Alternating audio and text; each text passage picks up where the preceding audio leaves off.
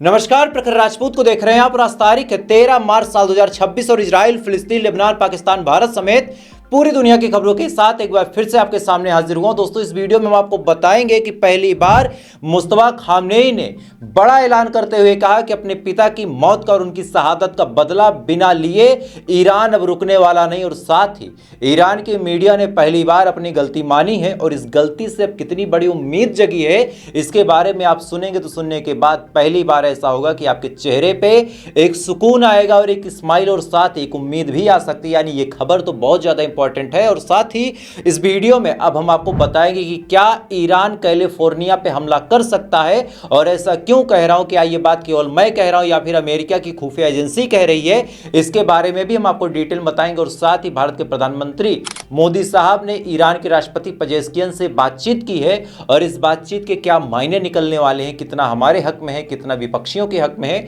इसके बारे में भी हम आपको डिटेल बताएंगे। और साथ इस समय जो जम्मू कश्मीर के मुख्यमंत्री फारूक अब्दुल्ला साहब हैं, उनकी हत्या की कोशिश की गई, लेकिन इसके बावजूद भी हमारे देश के जो बड़े मान्यता प्राप्त न्यूज चैनल हैं, जिनके 64-65 मिलियन फॉलोअर हैं, उन्होंने भी इस बारे में अभी तक कोई सवाल नहीं खड़ा किया। और क्यों नहीं खड़ा किया, इसके बारे में भी आपको बताएंगे। और साथ ही जो इजराइल का आयरन बीम डिफेंस सिस्टम है किस हिसाब से फेल हो गया और हिजबुल्लाह की मिसाइलों ने आयरन बीम की बखिया उधेड़ के कैसे रख दी, इसके बारे में भी आपको बताएंगे। दोस्तों, यानी यकीन मानिए आज की जो खबर है बहुत ज़्यादा अहम है, बहुत ज़्यादा इंपॉर्टेंट है। इस वजह से वीडियो को लास्ट तक जरूर देखिएगा। चैनल पर नए हैं तो वीडियो को लाइक करके, चैनल सब्सक्राइब करके अपना प्यार जरूर दीजिएगा। और साथ ही ईरान और इजराइल की जंग में आप किसके साथ खड़े हैं कमेंट करके बताइएगा। तब तक एक एक करके मैं आपको खबरें बताता हूं। और सबसे पहली, सबसे बड़ी, सबसे अहम और मेन खबर जिसको सुन के आपके चेहरे पे सुकून आएगा वो आपको बता देता हूं कि ईरान की स्टेट मीडिया ने अपनी गलती मानी और उन्होंने कहा कि आयतुल्लाह खामनेई साहब की जो पत्नी थी, जिनकी मौत की खबरें पिछले कई दिनों से लगातार अलग अलग चैनलों पे चलाई गई, अब फाइनली खबर दोस्तों ये निकल के सामने आई है कि आयतुल्लाह खामनेई की जो पत्नी है वो सुरक्षित हैं। हालांकि सिक्योरिटी रीजन की वजह से उनके लोकेशन को डिस्क्लोज नहीं किया जाएगा।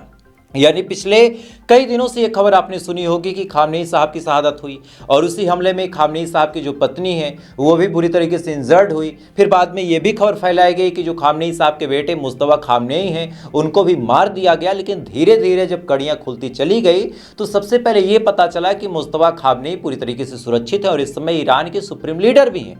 साथ ही आज ये खबर निकल के सामने आई कि जो मुस्तफा खामनेई की माताजी हैं, यानी जो उनकी वालिदैन हैं, वो भी सुरक्षित है। हालांकि सिक्योरिटी रीजन की वजह से वो कहां पे हैं इसके बारे में कोई भी जानकारी नहीं दी जाएगी। और इसके बारे में ईरान की स्टेट मीडिया ने खुद कहा है कि हमसे गलती से ये खबरें चली हैं। तो अब बड़ी बात ये है कि अगर खामनेई साहब के बेटे की मौत की खबर आई और वो सुरक्षित निकल गए, आज खबर ये निकल के सामने है कि जो खबर पिछले कई दिनों से चल रही थी कि खामनेई साहब की पत्नी जो है उनकी मौत हो गई है, पता चला वो भी सुरक्षित है। अब एक बात आपसे बोलूँगा, क्या आप में से किसी ने खामनेई साहब की भी तस्वीरें देखी? मतलब मौत के बाद उनकी कोई तस्वीर अभी तक निकल के सामने आई? और अगर ऐसा नहीं है तो शायद ऐसे चांसेस बन सकते हैं, ऊपर वाला मेरी बात को सही साबित करे, कि खामनेई साहब भी मे बी इंजर्ड होने की वजह से उनको किसी सुरक्षित जगह पर इलाज के लिए भेजा गया हो और ईरान और अमेरिका कि इस जंग में कहीं इजराइल और अमेरिका हमला उनके उस लोकेशन पे ना कर दे, इस वजह से उनकी शहादत की खबरें चलाई गई ताकि ईरान के ऊपर हमला करने में अमेरिका और इजराइल एकदम रिलैक्स हो जाए और ऐसे हाल में जो खामनेई साहब हैं उनका इलाज बढ़िया तरीके से हो सके।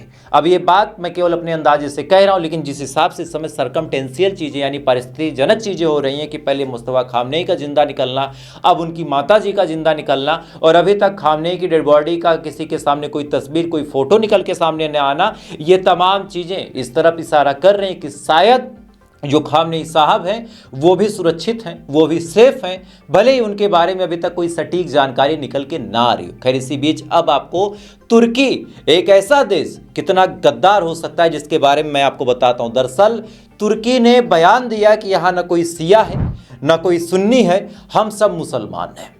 तुर्की ने कहा, ध्यान दीजिएगा, बड़े तवज्जो से सुनिएगा, तुर्की ने कहा कि ना कोई शिया है ना कोई सुन्नी है, केवल और केवल हम सब मुसलमान हैं। यानी हम साफ तौर पे ईरान के साथ खड़े हैं, ईरान के साथ कंधे से कंधा मिला के खड़े हैं। वो बात अलग की है कि ईरान की मदद के लिए तुर्की ने एक ढेला तक नहीं दिया, एक ढेला तक नहीं दिया। खैर, जंग है, कोई भी इजराइल और अमेरिका के खिलाफ नहीं जाना चाहता। तुर्की नाटो का मेंबर है, अपनी नाटो की मेंबरशिप को तोड़ के ईरान के साथ नहीं खड़ा होना चाहता। इस बात को मैं समझ सकता हूं, लेकिन अब सुनिए बड़ी खबर यह है कि तुर्की ने ही इजराइल को भर भर के बम और हथियार दिए और इन हथियारों के दम पे इस समय इजराइल ईरान के अंदर तबाही ला रहा। खबर आपके सामने, आप अपनी स्क्रीन पे देख सकते हैं। भारत की भी न्यूज एजेंसी ने यह खबर पुष्ट की है, बाहर की भी न्यूज एजेंसियों ने इसके बारे में बताया है कि जो MK18 बम है, दरअसल अमेरिका और इजराइल के बीच लगभग $650 मिलियन की एक डिफेंस डील हुई है। इस डिफेंस डील में अलग अलग तरह के हथियार पहुंचाए जाएंगे, लेकिन 27,000 MK80 यानी हिंदी में कहा जाए तो MK80 नामक जो बम है वो इजराइल को मिलेगा अमेरिका द्वारा। और जिस कंपनी ने ये बम बनाया वो कंपनी कहीं और की नहीं, तुर्की की कंपनी है दोस्तों। ये खबर बहुत ज़्यादा चौंकाने वाली निकल के सामने आती है और अरबों की गद्दारी के बारे में मैंने आपसे शुरू से कहा है। बहुत सारे लोग हैं जो खुश हो जाते हैं कि अरे तुर्की ने ऐसा स्टेटमेंट दे दिया। आज इनकी कहानी, इनकी हकीकत, इनकी सच्चाई दोस्तों बस इतनी सी है कि इधर से कंधे पे हाथ रखते हैं और पीछे से छुरा घोंपते। आप देखिए कि 27,000 जो MK18 बम है वो तुर्की की कंपनी ने इजराइल को दिए और उसी बम के जरिए इजराइल आज तेहरान में कहर बन के टूट रहा। अगर कोई आपसे ये कहे या फिर आपके जहन में ये चल रहा हो कि ईरान को, तेहरान को कोई नुकसान नहीं है, तो आप गलत हैं। नुकसान दोनों को हो रहा। वो बात अलग की है कि ईरान का एरिया इतना बड़ा है कि 10% अगर डैमेज हो रहा तो ईरान को फर्क नहीं पड़ रहा। इजराइल का एरिया इतना छोटा है कि 4 मिसाइलें भी गिर रही हैं तो एक एक शहर तबाह हो रहा। तो अंतर है खाली लैंगिट्यूड और एल्टीट्यूड का, लेंथ और ब्रेथ का, लंबाई चौड़ाई का, जिसकी वजह से ईरान थोड़ा सा महफूज है।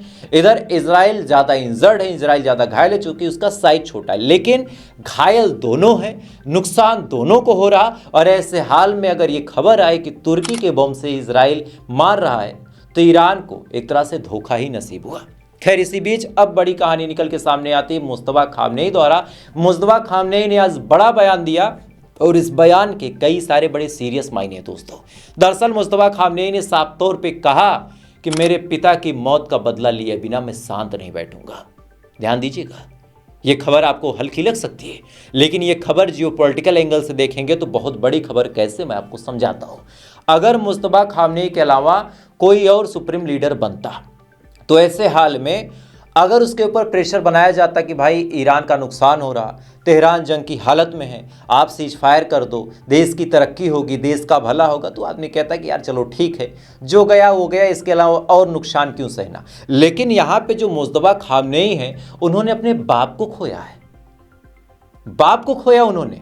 ऐसे हाल में उनका देश का सेंटीमेंट तो है ही, लेकिन उनका अपना पर्सनल सेंटीमेंट है कि मेरे बाप को मारा गया है। और हमारे राजपूतों में कहावत चलती है कि बाप का बैरी जो ना मारे ताको मांस गीध ना खाए। इसका अर्थ इनको समझ में आ गया, ठीक है। नहीं समझ में आया तो मैं आपको समझाता हूं कि जो अपने बाप के कातिलों को ना मारे, अगर वो इंसान मर जाए तो उसका मांस गिद्ध तक नहीं खाते। कैसे कायर इंसान का मांस गिद्ध कैसे खा सकता है। तो यहां पे मुस्तफा खामनेई दोस्तों एक तरह से अपनी सेंटिमेंटल लड़ाई को भी लेके चल रहे हैं। और इसी बीच अब बड़ी खबर निकल के सामने आ रही कि ईरान के जो पार्लियामेंट स्पीकर हैं उन्होंने भी बड़ी धमकी अमेरिका को देते हुए कहा कि अगर ईरान के द्वीप पे हमला किया गया, स्ट्रेट ऑफ हार्मोज के आसपास छोटे छोटे द्वीप ईरान ने बना रखे हैं जिसपे इनके कभी आर्मी बेसिस भी हुआ करते थे, जिसको हाल फिलहाल में ईरान ने एक्टिव किया भी है।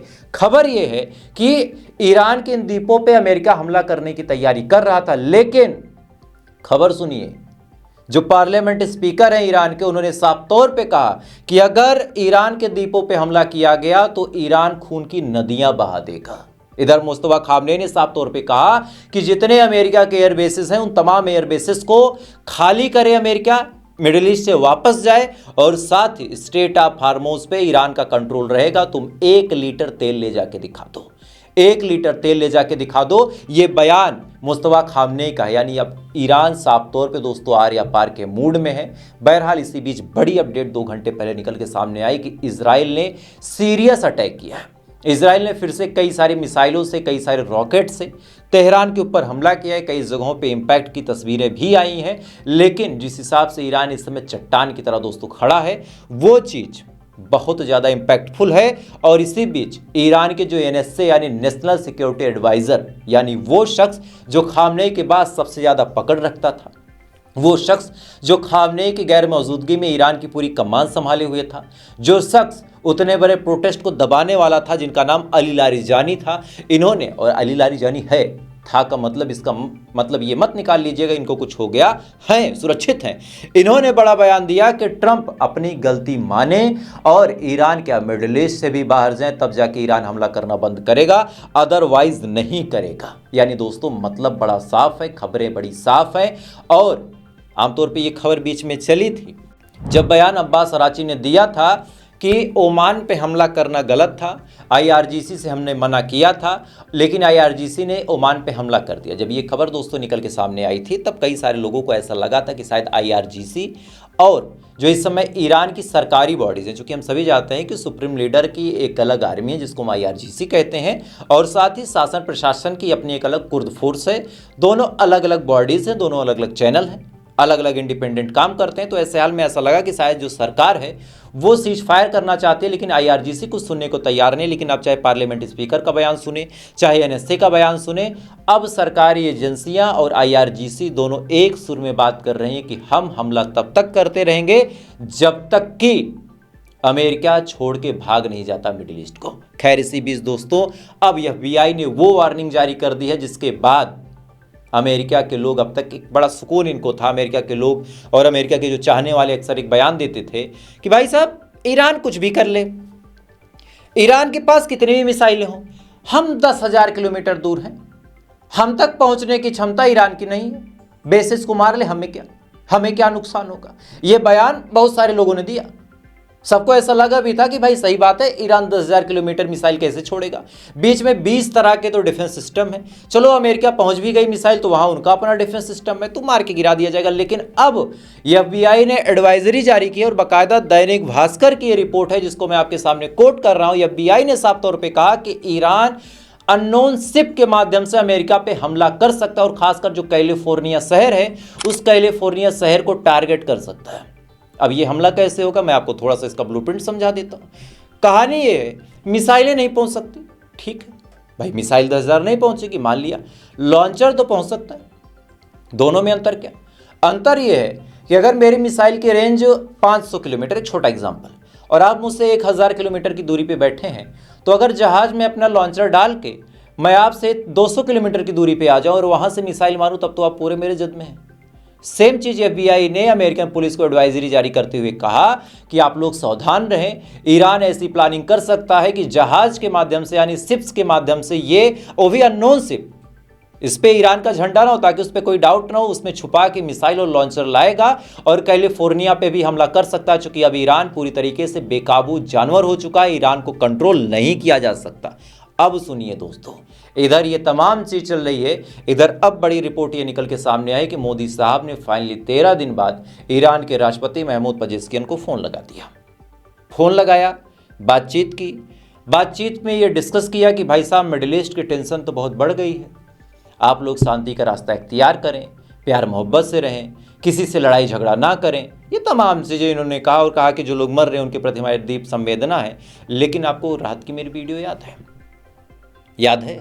नहीं याद है तो जाके देखिएगा। मैंने आपसे क्या कहा था कि डोनाल्ड ट्रंप 5-6 देशों की मदद से अब पेजेश्कियान से बातचीत करना चाहता है। पहले रशिया की मदद से किया, फिर पाकिस्तान की, फिर तुर्की की मदद से, और इधर अब 13 दिन बाद मोदी साहब को फ़ोन जाना कहीं ना कहीं एक सवाल पैदा करता है कि क्या मोदी साहब ने डोनाल्ड ट्रंप के कहने पे फ़ोन किया कि भाई साहब आप थोड़ी सी दोस्ती कर लो, और दोस्ती करने के बाद एक अच्छा सा मौका दे के ये प्रपोजल रख देना कि हम सीज फायर करना चाहते हैं, बस एक इज्जत भरे रास्ते में हम सीज फायर करना चाहते हैं। चूँकि ऐसा है कि हमने बड़ी इज्जत दांव पे लगाई है, बेइज्जती हो जाएगी तो कहीं मुंह दिखाने लायक नहीं होंगे। क्योंकि ये सवाल भी दोस्तों बहुत बड़ा निकल के सामने आता है। खैर इससे भी बड़ी इस समय बड़ी अपडेट जो निकल के सामने आई है कि आज जो इजराइल का आयरन बीम है वो कंप्लीटली फेल हो चुका है। रिपोर्ट आपके सामने आप अपनी स्क्रीन पे देख सकते हैं कि जिस आयरन बीम का नुमाइंदा इजराइल ने ये सोच के किया था कि भाई इसमें $2 से $3 की खर्च है, इधर से हम लेजर लाइट मारेंगे, उधर से चाहे ड्रोन आए चाहे मिसाइल आए, ऐसी फ्रीक्वेंसी छोड़ेंगे। और मैंने डिटेल में आयरन बीम के बारे में आपको बताया भी है, जो लोग मुझे पहले से देखते हैं नहीं पता, चलिए 2 मिनट सुन भी लीजिए कि आयरन बीम एक ऐसी टेक्नोलॉजी है जिसमें बड़ी हाई फ्रिक्वेंसी की किरणें छोड़ी जाती हैं। जैसे आपने देखा होगा कि बचपन में हम लोग खेलते थे कि एक कांच लेते थे, अवतल दर्पण, शीशा जो टॉर्च में लगा होता है, उसको एक कागज़ के सामने सूरज की रोशनी में जब लाते थे तो वो रोशनी एक जगह पे केंद्रित होकर सेंट्रलाइज होकर गिरती थी और कागज़ जल उठता था। सेम टेक्नोलॉजी का इस्तेमाल इस समय इजराइल कर रहा था कि हम बहुत ही हाई फ्रिक्वेंसी को एक खास पॉइंट पे जब छोड़ेंगे तो छोड़ने के बाद रिजल्ट ये निकल के सामने आएगा कि वो चीज़ फौरन जल जाएगी। लेकिन खबर यह है कि हिजबुल्लाह की मिसाइलों के आगे आयरन बीम बुरी तरीके से फेल हो गया और इन मिसाइलों को इंटरसेप्ट करने के लिए मजबूरी में इजराइल को अपने हेलीकॉप्टर उड़ाने पड़े, अपने ड्रोन्स उड़ाने पड़े और अपनी मिसाइलें दागनी पड़ी। यानी आयरन बीम, लेजर बीम जिसका हवा पूरी दुनिया में पीटा गया, वो लेजर बीम फेल हो चुका है। खैर दोस्तों, इधर ये तमाम चीज़ चल रही, लेकिन भारत से बड़ी अफसोसनाक खबर ये निकल के सामने आई है कि जो फारूक अब्दुल्ला साहब थे, जम्मू कश्मीर के मुख्यमंत्री और उप मुख्यमंत्री जिनका नाम सुरेंद्र चौधरी था, ये दोनों एक शादी में जाते हैं और जैसे ही ये शादी में जाते हैं अचानक से एक सिरफिरा आतंकवादी कहा जाएगा जिसका नाम कोमल सिंह है, ये कनपट्टी पे पिस्टल रख के गोली मारने की कोशिश करता है। उसका एक्सक्लूसिव सीसीटीवी फोटो आप देखें। ये आया ना, ये आया बंदा, वो देखो अभी नहीं आया। ये आया, वो देखो वो जेब टोपी वाला नहीं, ये बूढ़ा हाँ, ये टोपी वाला, ये मार लगा, वो देखो फायर किया, वो लगी मेरे ख्याल फायर किया, फारूक ਨੂੰ लगी ये लग गया ना अनी दे, वो देखो फायर किया वहां तू आया ये नाल नहीं जा गया, ये टोपी वाले ओ ये गन पकड़ी सिक्योरिटी ने, हां ये सिक्योरिटी ने गन पकड़ी, कमांडो ले गया, ये आया नाल पीछे, ये बताइए ये उनकी सिक्योरिटी है, उनकी सिक्योरिटी आया मेरे पीछे। इस वीडियो में आप साफ तौर पे देख सकते हैं कि किस हिसाब से अगर बॉडीगार्ड 1 सेकंड की भी देरी करता, अगर बॉडीगार्ड से 1 सेकंड की भी चूक होती तो शायद फारूक अब्दुल्ला साहब आज हमारे बीच नहीं होते। बॉडीगार्ड ने बड़ी ही फुर्ती के साथ जब गन पॉइंट पे उनको देखा तो फौरन पकड़ा, अपनी जान पे खेल के उस सिरफिरे को पकड़ा। भीड़ भी फौरन कूदती है, कूदने के बाद उसकी मार पिटाई करके पुलिस के हवाले करती है और पुलिस जब पूछताछ करती है तो ये बंदा कोमल सिंह कहता है कि मैं पिछले 20 सालों से फारूक अब्दुल्ला को मारना चाह रहा था। उसका भी इंटरव्यू का वीडियो देखें आप।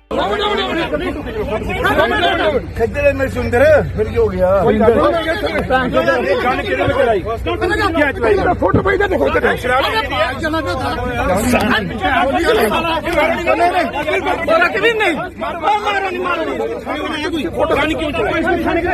थाने में फायर क्यों किया? हाँ जी, फायर क्यों किया? मैं 20 साल से फारूक अब्दुल्ला को मारना चाहता था। किसको? फारूक अब्दुल्ला को। फारूक अब्दुल्ला? हाँ जी। क्यों मारना चाहता था? आज मौका मिला, मारने लगा, लेकिन हम नहीं मरे, बच गए। मारना क्यों चाहते थे? मेरा अपना मकसद है। वेपन कहाँ से लाया आपने? मेरा अपना, आपके मेरा पर्सनल वेपन है। इशू है आपको? हाँ बिल्कुल ऐसे इशू है।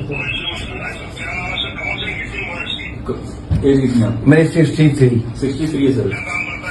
क्या काम करते हो? मैं सर जी बिल्कुल फ्री हूँ, कोई काम काज नहीं करता। काम काज तो कुछ करते हो, सोर्स ऑफ अर्निंग क्या आपका? मेरे सोर्स ऑफ इनकम कोई भी नहीं है। मेरी दुकानें हैं 2-3, दुकान है आपकी? एक कपड़े की दुकानें हैं, उसका मैं किराया आता है। वही जो कजिन है उसकी बेटी की शादी थी। आप इनवाइटेड हैं वैसे? बिल्कुल इन्वाइटेड है। किसकी शादी थी वहाँ पे? मेरे कजिन की बेटे की। नाम क्या है जिनकी शादी थी? शत्रुजीत सिंह। शत्रुजीत सिंह जो है उसके बेटे की शादी थी। शत्रुजीत? इस वीडियो में दोस्तों आप साफ तौर पे देख सकते हैं कि किस हिसाब से ये सिरफिरा मारने की फिराक में पिछले 20 सालों से था। लेकिन ताजुब की बात यह है कि हमारे देश की जो मेन स्ट्रीम मीडिया है, जो बड़ी बड़ी खबरों को ऐसे दिखाती है कि पाकिस्तान पे हम घुस गए, जो ऐसा दिखाती है कि भाई ईरान ने भारत को अनुमति दे दी, मोदी साहब ने यूं लगाया फोन, जो बुर्ज खलीफा गिरा देती है, अलग अलग थंबनेल आपने देखे होंगे। जो मेन स्ट्रीम मीडिया है उसने इस खबर को दिखाना जरूरी क्यों नहीं समझा? वजह बड़ी सिंपल सी है कि हमला करने वाला जो शख्स था उसका नाम कोमल सिंह था, कोई काजिम खान नहीं। यही कोई काजिम खान होता तो आज ये पूरे देश की मेन लाइमलाइट खबर होती और ऐसे हाल में क्या कुछ होता बताने की जरूरत नहीं है। बुलडोजर पहुंच चुके होते हैं, घर गिरा दिया जाता, अफरा तफरी का माहौल होता, मुसलमानों को गाली दी जाती। लेकिन यहाँ पे ऐसा कुछ क्यों नहीं हुआ? ये सवाल बहुत बड़ा है और मैं चाहता हूं कि ये सवाल आप मरने ना दें। इस सवाल की मुहिम को आप छेड़ते रहें, वीडियो को ज़्यादा से ज़्यादा शेयर करें। चूंकि ईरान इजराइल की खबरें तो हम बताते हैं, लेकिन भारत की ऐसी खबरें दिखाने के लिए यहाँ पे 56 इंच का जिगरा चाहिए। 56 इंच का। मेन स्ट्रीम से लड़ना, सरकार से सवाल पूछना, उसके लिए 56 इंच का जिगरा दोस्तों चाहिए। मेरे पास है, आपके भरोसे है, भरोसा आप भी मरने मत दीजिएगा। खैर, तो थोड़ी देर बाद आपसे फिर मुलाकात होगी ईरान, इजराइल, भारत समेत पूरी दुनिया की खबरों के साथ। तब तक आप अच्छे रहें। चैनल पर नए हैं तो सब्सक्राइब जरूर कर लें, ताकि 2 घंटे के अंदर जब मैं दूसरी वीडियो लाऊं तो वो वीडियो आपसे मिस ना हो। बाकी फिर मिलते हैं, तब तक अच्छे रहें, खुश रहें, अपना ख्याल रखें, अपने देश का ख्याल रखें। जय हिंद, ऊपर वाला आपकी हिफाज़त।